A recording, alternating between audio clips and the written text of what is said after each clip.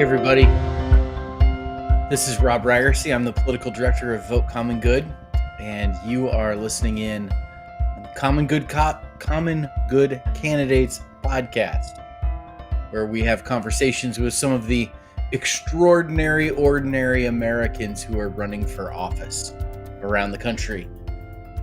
Today you get to listen in on a conversation that I'm going to have with one of my favorite candidates running around the country. I've had the chance to get to know Ty Pinkins over the last few months during his campaign, and super excited about his campaign for the United States Senate. So we're going to have a conversation about what it's like to be just a regular person who's decided to run for the United States Senate. And so hopefully you'll learn a lot and come to appreciate Ty as much as I do. Ty, welcome to the show. Happy to be on, Rob. So grateful that you share this space with me, but also just honored to be able to share what's important to about the issues that are going forward for voters. So thanks for having me on. Yeah, absolutely. So Ty, let's begin with the end in mind. It's November 6th. Mm-hmm. What have you accomplished? What are you proud of? How are you feeling? November 6th. I go back to the beginning of this journey that I've been on since January 2023, and the opportunity to spend 2 years, almost 2 years campaigning. That's a long time. Meeting voters all over Mississippi in all 82 counties, and not just meeting them, but listening to what voters have to say. Their issues, whether it's economic issues, whether it's tabletop issues like healthcare access, lowering prescription drugs, making sure that our children have the education system that they need in order to compete in a global economy, but also seeing on election day that what so many Americans, so many veterans have fought for generations, that this democracy is still intact. That's what I'm looking forward to seeing on November 6th, because I believe in this democracy. I believe in this country, and I love this country. You can see over my left shoulder the flag that I got when I retired after serving for 21 years. That's why I'm running. Yeah. Because so many service members, so many family members, so many sons and daughters and fathers and mothers have fought to protect this thing, this special thing that we have in this country that is the envy of the world, American democracy. And right now we are at a crossroads. And on November 6th, I'm looking forward to see where our country is going, because I think it's going in contrary to what it seems like right now. I think we're going somewhere special. It's going to be tough. It's painful to go through it, and it's scary, but I think we're going somewhere special with this democracy, and that's what I'm looking forward to on November 6th when we win. That's I great. say we. I'm not talking about specifically this campaign. Yeah. We will win, but as a country when we win. I love your optimism. Now, so we often hear the phrase down ballot candidates. Mm-hmm. And what we mean by that is like people that, like, as candidates are listed on the ballot, president is at the top, and maybe, we always talk about voting for like dog catcher. I don't think I've ever voted for a dog catcher, but they kind of list based on federal offices first, and then how big of an area somebody is representing. You didn't choose to run as a down ballot candidate. You're pretty way up there at the top of the ballot, near the top, not quite at the top. That's where President Biden and Vice President Harris are, but you're kind of up there near the top. How did you come to decide to run, of all things, for the United States Senate? Rob, that's an excellent question. And for me to make this decision to run for this seat, it goes all the way back to, again, my service in the military. And I was in my first tour of combat in Iraq. I had 10 years under my belt on active duty service, and my contract with the military expired in the middle of a war. So I was halfway through that first tour, 12 months tour, 15-month tour, actually. We got extended. And my contract literally expired. I was not under contract with the United States Army anymore. Of course, I wasn't going home. I still had a combat tour to complete. So I completed the rest of that combat tour without a contract. And on the flight home, I was on a C-130, and we were flying from Baghdad to Frankfurt. And on that plane, they had an American flag. We're 30,000 feet in the air. And at that moment, I realized it was time for me to reenlist. And that reenlistment was going to mean that I was going to be in the military for another 11 years, uh, which would mean 21 total years. And I stood up on the plane. I raised my right hand, and I swore an oath to protect and defend the Constitution of the United States against all enemies, foreign and domestic. But in that moment, I also knew internally that at some point I was going to run for office. I was going to go back to my community and serve in my community in a different capacity after I finished my military career. Fast forward several years, retired after 21 years, got 2 law degrees, and I came back to the Mississippi Delta, where I was born and raised in poverty. And I started helping community members, single mothers facing eviction in the middle of winter, and low-income community members, farmers particularly, that were getting cheated out of their pay. And I'm getting to the point what made me decide to run for United States Senate. 8 farmers walked into my office one day, my law office, and they told me that they'd been getting cheated out of their pay, at least they thought they were, and they needed someone to represent them.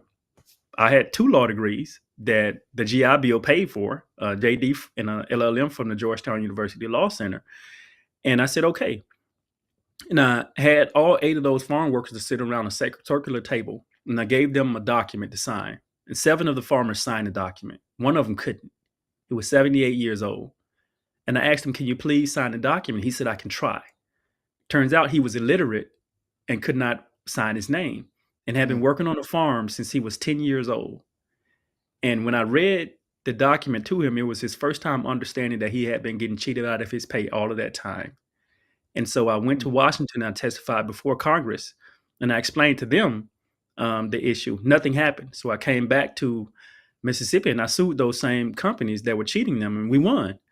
And it was that moment that I decided that if you are not going to represent all Mississippians, my opponent, Senator Roger Wicker, especially with issues like this, then you don't get to run unopposed. And that's when I decided to get into this race. Yeah.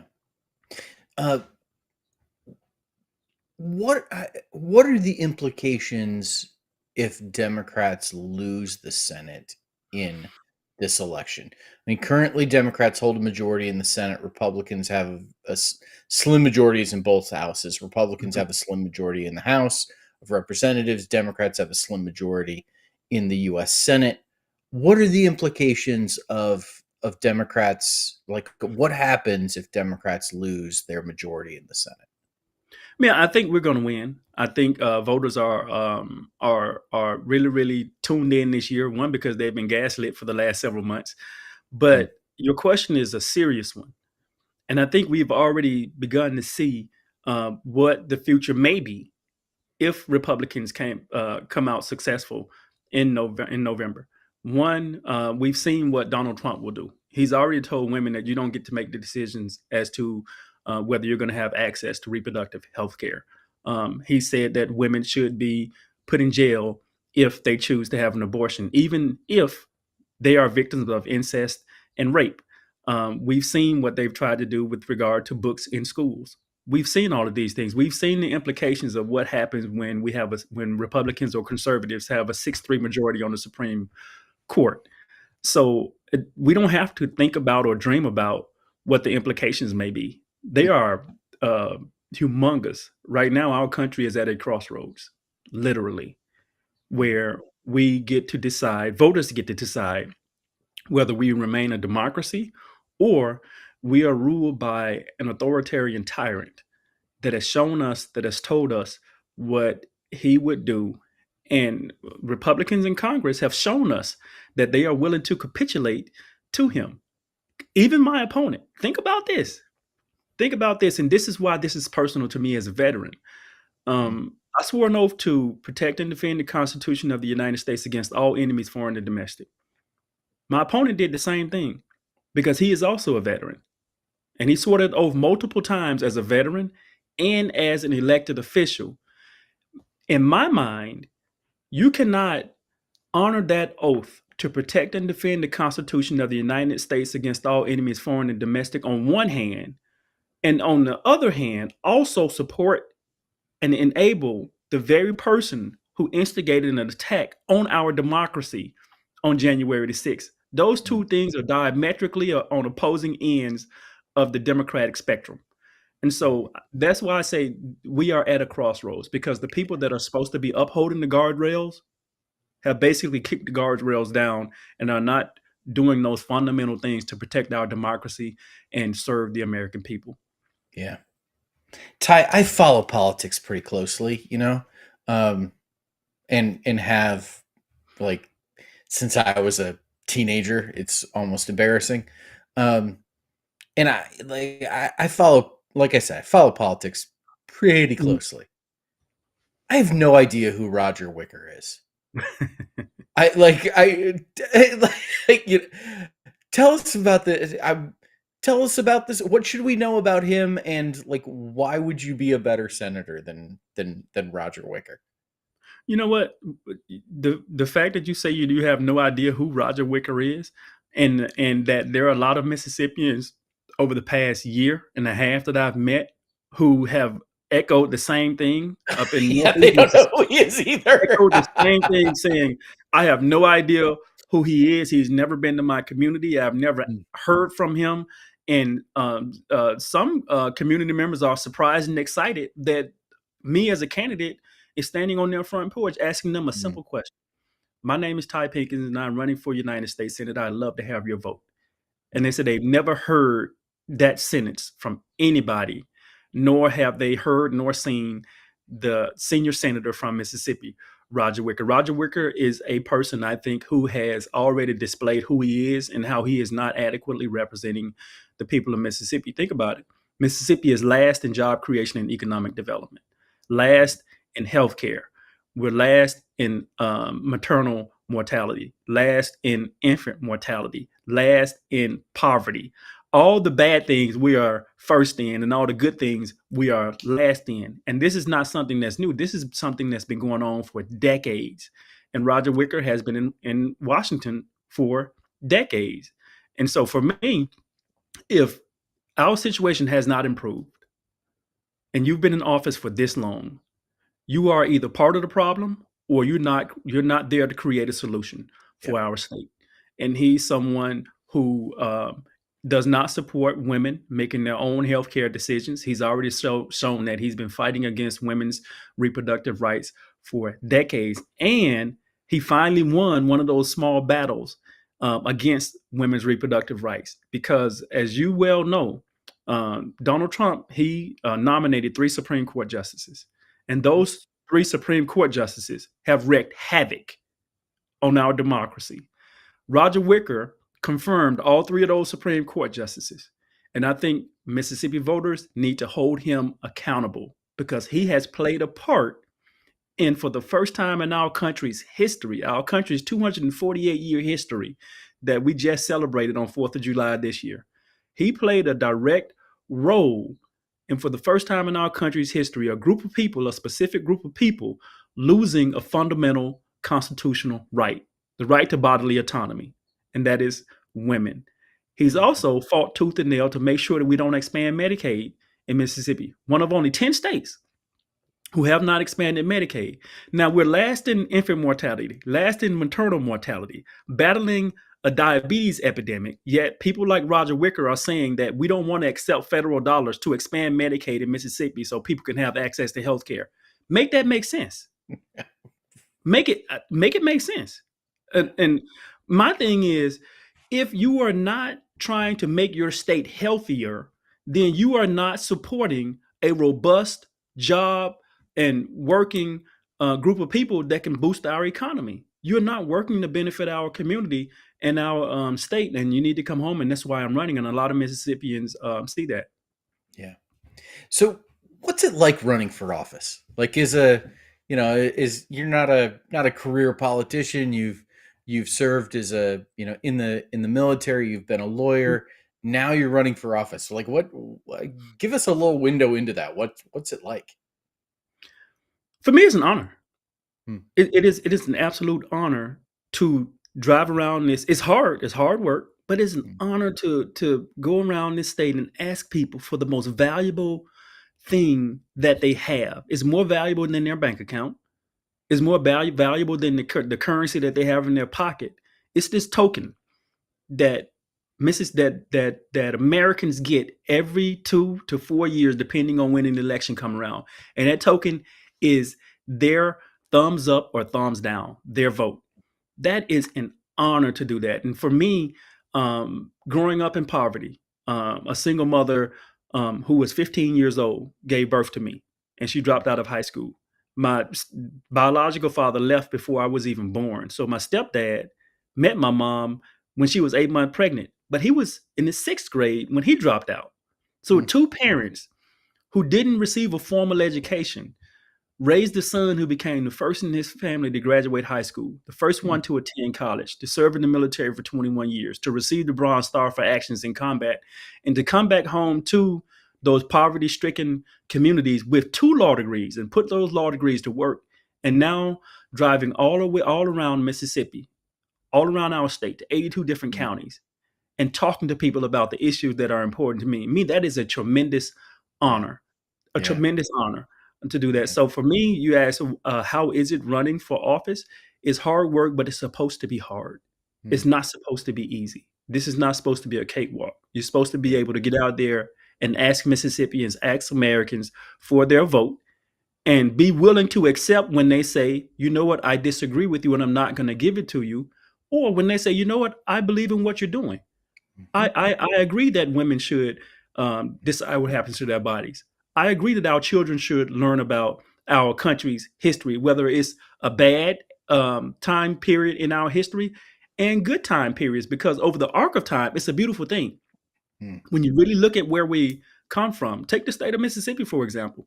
We have mm, a painful history of slavery and racism. However, when you take a look at where we are today, and where we came from, it is a beautiful thing collectively, the whole thing. And that's why I talk to Mississippians every day and I explain it to them like that, and they agree.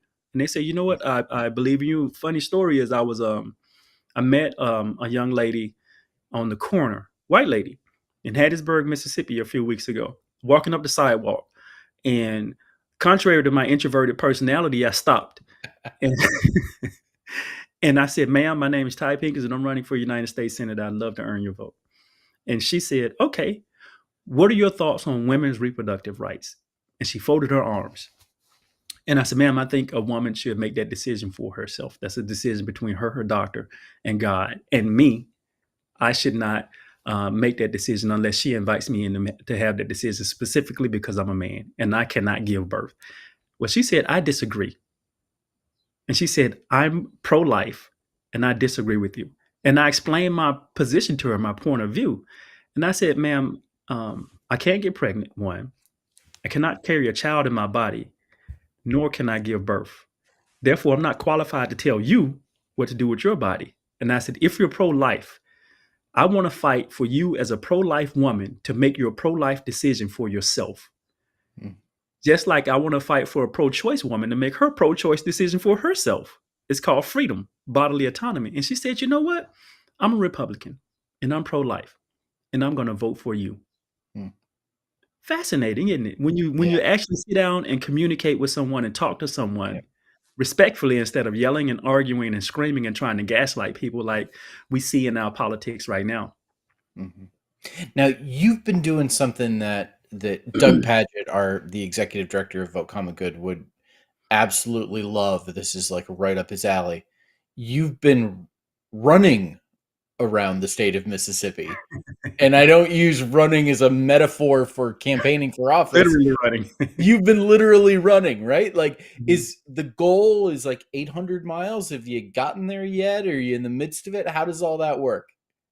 We about I would say uh almost halfway, a little less than halfway there. We're at about 300 miles now. We're about to Yeah. hit 300 miles. But you're right. I am literally running across our state. Um, one, because I'm a distance runner. I love it. I love it. And it started again when I was in the military. And ironically, when I was younger, I hated running. I was just this trim guy and I could do it, but I hated it. But then when I was stationed in Iraq, my second tour in Iraq, I realized how much I loved it. It was a mental health type Mm, thing where I could get away and I could think. And over the years, I've become good at it. And so now I'm running across the state on an advocacy run for women's rights, for economic prosperity in our state, but also for making sure that our children have a quality, affordable education. We started up in South Haven, Mississippi, which is the northern in DeSoto County, which is the northernmost county in our state. And we've hit Jackson, our state capital, which is 300 miles away. And we got about 300 or 400 miles to go before we hit the Gulf Coast. And so we've been doing that every other day. I'll get out there, I'll knock out 10 miles, I'll rest a day, and I'll get out and I'll knock out 10 more miles. so And just to see, when I run through some of these communities and I mm, stop and I knock on people's door because I have on a t-shirt and some shorts, and I knock on people's door and I tell them what I'm doing, and they're blown away. yeah. And they'll say things like, you know what, if you're crazy enough to do this, you're crazy enough to be trusted to be my United States Senator. And they'll plant a flag in their yard. They'll plant a yard sign in their yard. They'll ask me for more material. Some of them ask me questions, but mostly they'll say, you know what, I appreciate you stopping by my house and knocking on my door and being willing to fight and advocate for what you think is best for the state of Mississippi. Yeah. When people think about Mississippi, like they probably think about the river. Hmm. I like whenever I hear the word Mississippi, I like my brain flashes back to like third grade and learning Hmm. how to spell Mississippi, Mississippi. Right. Like I, what should we know about Mississippi that we don't? Like what tell us like give us the shameless plug for, you know, for how great Mississippi is and what we should know about it. I'm a little bit biased. I think Mississippi is the best place ever. It's a beautiful Mm, place and it has beautiful people. And I think there's a misconception about our state that has been going on for since Reconstruction, mm, since the Civil War. There's a misconception about our state. Of course, we do have a painful history, like many other states in this country has. We went through the Civil War just like other states did. We went through Reconstruction. We went through civil rights, just like many other states did. No group of people have fought harder for civil rights and voting rights than Mississippians, mm, and we're still fighting that battle to some degree.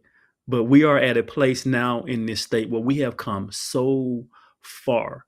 I can't count the number of people that I've met around this state, white people and black people, Republicans and Democrats, who pat me on the back and say, "Don't stop, keep going. We got you." Christian, Muslim, Jew, non-denominational, doesn't matter. Of course, we do. We have our ideological divides in this state, just like everywhere mhm, else. But we are a beautiful, beautiful place, and mm, this state, I love it more than any other place I've ever been. But Mississippi mm, is an absolutely beautiful place. Kind people, good food, good music. Mississippi is the birthplace of American music.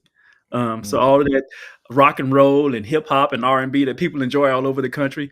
Thank the state of Mississippi for starting that with our blues, with with Muddy Waters and all of those people that sang the blues down here. So it's an absolutely beautiful state, and I wish people would visit. mm, If you have never visited, visit Mississippi. Put aside the the ideas that people have about our state, put that stuff aside. Here I am with, I mentioned, two law degrees. I could be making $250,000 $300,000 a year working up in Washington, D.C., but I chose to come back to my home state and live mm, here and raise my family here. And the reason I did that is because I love this state and it's a beautiful place to be and it's a healthy place to raise a family. yeah.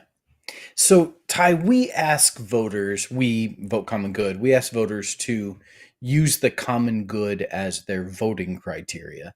And Mhm. we ask people that are running for office to use the common good as their governing criteria if they win.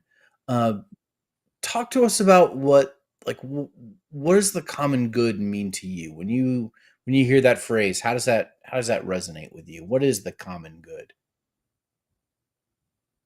For me, the common good is being able to see through all the noise.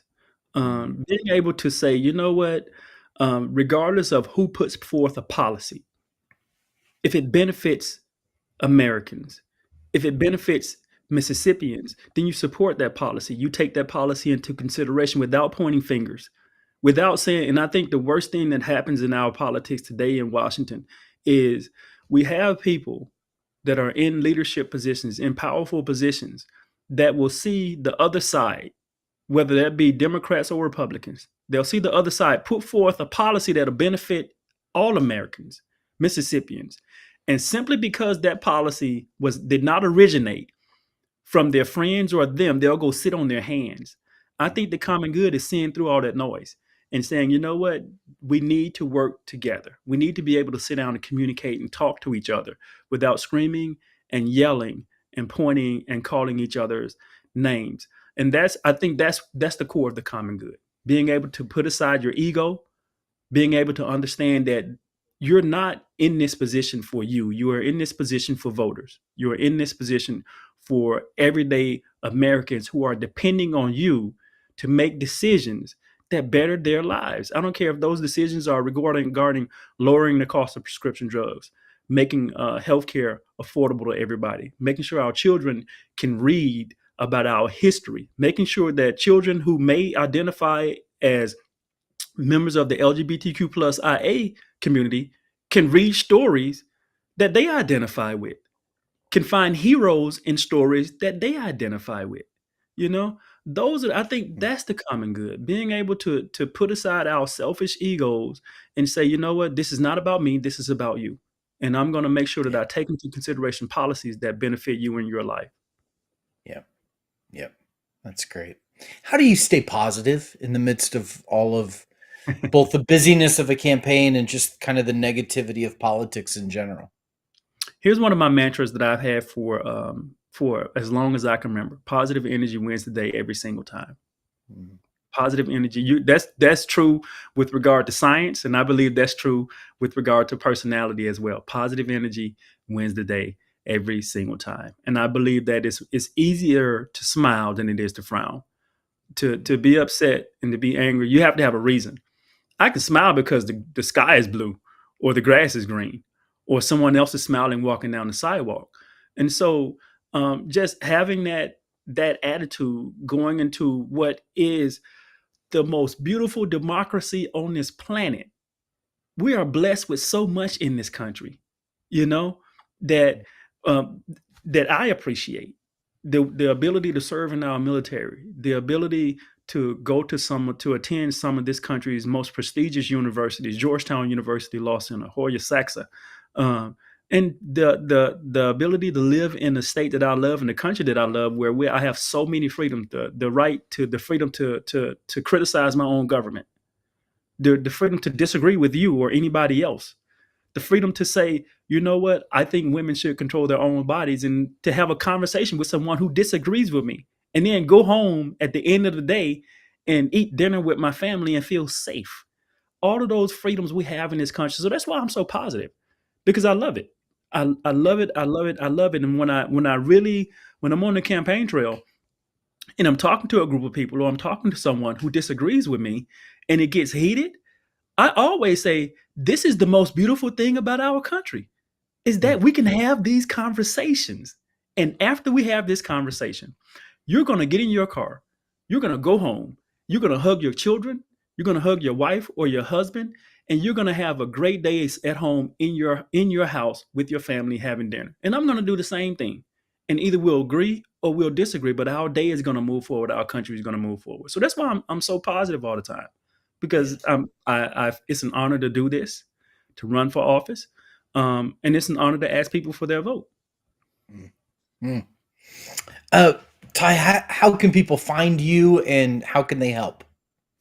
You can find me on our website is typinkins.com. That's TYP as in Paul, INKINS.com. All my social media handles, Twitter, LinkedIn, Facebook, Instagram, Snapchat, TikTok, you name it. Some of them I can't operate, but I have it. At Ty Pinkins is our handle on all those social media apps. At Ty Pinkins. We need people to donate to us. Mississippi is the most difficult state for a candidate like me, a Democrat, to raise money in. And we are running against an incumbent who has a war chest of about $8 million. And Mm. we need donations. We need contributions to help us continue running this campaign to success, because we will win on November 5th. I think even though our country is at a crossroads, I think democracy is going to win. I think common sense is going to win. I think morals is going to win. I think the belief in treating people with respect and talking to people as though you respect them is going to win. And because fundamentally, I believe a majority of Americans love this country enough to recognize the risk and the threat that stands before them. So, yeah, thank you so much, Rob. I really appreciate you sharing this space with me. To your listeners, go to typinkins.com, make a contribution, make a donation, and I really appreciate it. Yeah, get in there and smash that donate button, folks. There you go. Oh, Ty, I always enjoy talking with you. You always make me feel better about the country and better about the world. And so, thanks for jumping on and having this conversation today. Thank you. Positive energy wins the day every single Yeah. time. You have a good Oh, one. that's great. Hey, thanks everyone for listening in on this conversation with Ty Pinkins, who is running for the United States Senate from Mississippi. Conversations like this are happening every Wednesday right here, wherever you are watching or listening to this.